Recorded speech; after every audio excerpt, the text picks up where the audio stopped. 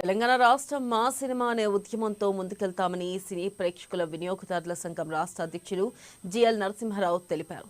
బాకలింగంపల్లిలోని సుందరయ్య విజ్ఞాన కేంద్రంలో సినీ ప్రేక్షకుల వినియోగదారుల సంఘం నాయకుల సమావేశం జరిగింది. అయితే ఈ సమావేశానికి అధ్యక్షులు నరసింహారావు హాజరయ్యారు. తెలంగాణ రాష్ట్రం ఏర్పడి 10 సంవత్సరాలు గడుస్తున్న తెలంగాణ సినిమా రాజకీయ నాయకుల వ్యాపారస్తుల తొత్తులుగానే కొనసాగుతున్నారని అన్నారు. ఇక దాన్ని విముక్తి చేయడం కోసం తెలంగాణ రాష్ట్ర సాధనకైతే ఏ విధంగా కొట్లాడామో అదేవిధంగా మా తెలంగాణ రాష్ట్రం మా సినిమా అనే నినాదంతో ఉద్యమంకు తొలి అడుగు పడిందన్నారు. ఇష్టం వచ్చినట్లు అనైతికంగా తమ వ్యాపారం కోసం ఇష్టానుసారంగా టికెట్ రేట్లు పెంచుతూ తెలంగాణ పాలకులు కూడా ఆంధ్ర వాళ్లకు సంచులు మోస్తున్నారని ఆరోపించారు. ఇక నుంచి అది ఎట్టి పరిస్థితుల్లో ఆపాలని అన్నారు.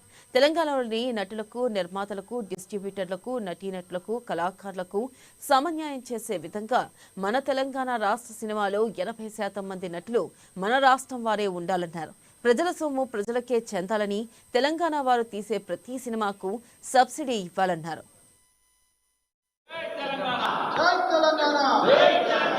మా రాష్ట్రంలో మా సినిమా ఎక్కడో 1000 వోల్ట్ల వెలిగిస్తుందని చెప్పేసి మమ్మల్ని చితగొడుతున్నారు. ఇష్టం వచ్చినట్లు రేట్లు పెంచుతున్నారు.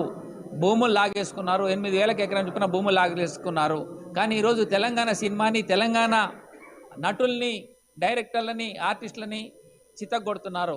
కాబట్టి ఈ రోజుకైనా సరే సినిమా ప్రేక్షకుల్ని దోచుకోకుండా, అట్లే నటీనటులు, తెలంగాణ ప్రొడ్యూసర్సు, తెలంగాణ డైరెక్టర్సు 80% ఇక్కడ ఉంటే ఖచ్చితంగా గతంలో లాగా ఇక్కడ తెలంగాణ ప్రభుత్వం సబ్సిడీని కూడా ఏర్పాటు చేయాలని, ఏదైతే బెనిఫిషియల్ అని ఉన్నాయో దాంట్లో కలెక్ట్ చేసిన పైసలు కూడా ఖచ్చితంగా ఇక్కడ కళాకారులకు, తెలంగాణ కళాకారులకు, అమరవీరుల కుటుంబాలకు వీళ్ళకు వర్తించేలాగా కూడా దాన్ని ఇప్పుడు కలెక్ట్ చేసిన పైసలు కానీ, కలెక్ట్ చేయబోయే పైసలు కానీ ఖచ్చితంగా ప్రభుత్వాన్ని